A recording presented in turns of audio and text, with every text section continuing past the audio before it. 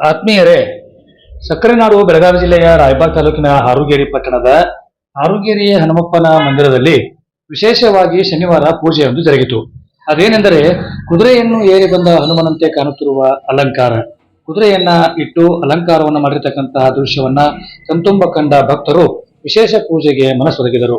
ವಿಶೇಷವಾಗಿ ಈ ಕುದುರೆಯ ಪೂಜೆಯ ಹಿನ್ನೆಲೆ ಏನು ಅಂತಂದ್ರೆ, ಬಾಳಪ್ಪ ಗೋವಿಂದಪ್ಪ ಗುರವ್ ಪೂಜಾರಿ ಅನ್ನುವಂಥವ್ರು ವರ್ಷಕ್ಕೊಮ್ಮೆ ಪೂಜೆಯನ್ನ ಮಾಡುತ್ತಿರುವಾಗ ಕುದುರೆ ಆಂಜನೇಯ ಸ್ವಾಮಿ ಕನಸಿನಲ್ಲಿ ಬಂದು ನನ್ನನ್ನು ಕಲಿಯುಗದ ಕಲ್ಕಿಯಂತೆ ಪೂಜೆ ಮಾಡಿ ಕುದುರೆಯ ಅಲಂಕಾರವನ್ನ ಮಾಡಬೇಕು ಎಂದು ಹೇಳಿದಂತೆ.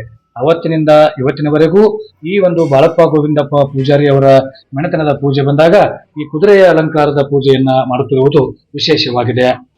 55 ವರ್ಷಗಳ ಹಿಂದೆ ಬಳಕೆಯಾಗಿದ್ದ ಕಟ್ಟಿಗೆಯನ್ನ, ಅದೇ ಕುದುರೆಯನ್ನ ಬಳಸುತ್ತಿರುವ ಹೆಮ್ಮೆ ಇವತ್ತಿಗೂ ಕೂಡ ಹನುಮ ಮಂದಿರದಲ್ಲಿ ತಿರುಗುತ್ತಿದೆ. ಪೂಜೆ ವಿಶೇಷ ಮಾಡಿರಲ್ಲ, ಇದ್ರ ಹಿನ್ನೆಲೆ ಏನ್ರಿ? ಇದು ನಮ್ಮ ಮಣಿತನಕ ಐತ್ರಿ. ಇದು ನಮ್ಮ ಅಜ್ಜನ ಕಾಲದಿಂದ ಬಂದದ್ದು. ಬಾಳಪ್ಪ ಗೋವಿಂದಪ್ಪ ಪೂಜಾರಿ ಗುರವ್ ಅವ್ರ ಕಾಲದಿಂದ ಬಂದದೈತಿ. ನಮ್ಮ ಪೂಜೆ ಬಂದಾಗ ಒಮ್ಮೆ ಇದನ್ನು ಏರಿಸ್ತೀವಿ. ಈಗ ನಮ್ಮ ಪೂಜೆ ಐತೆ ಅದನ್ನು ವಿಶೇಷ ಪೂಜೆ ಮಾಡಿದ್ರು ಶನಿವಾರ ಇವತ್ತು.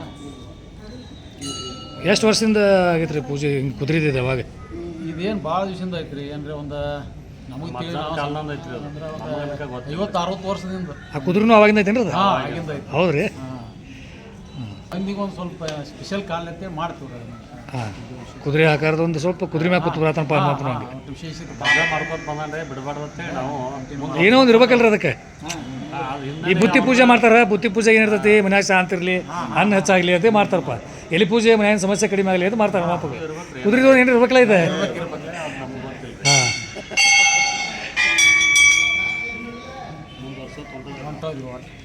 ಎಷ್ಟು ವರ್ಷಕ್ಕೂ ಮಾಡ್ತಾರೆ ನಿಮ್ಮ ಪೂಜೆ ಬಂದಾಗ?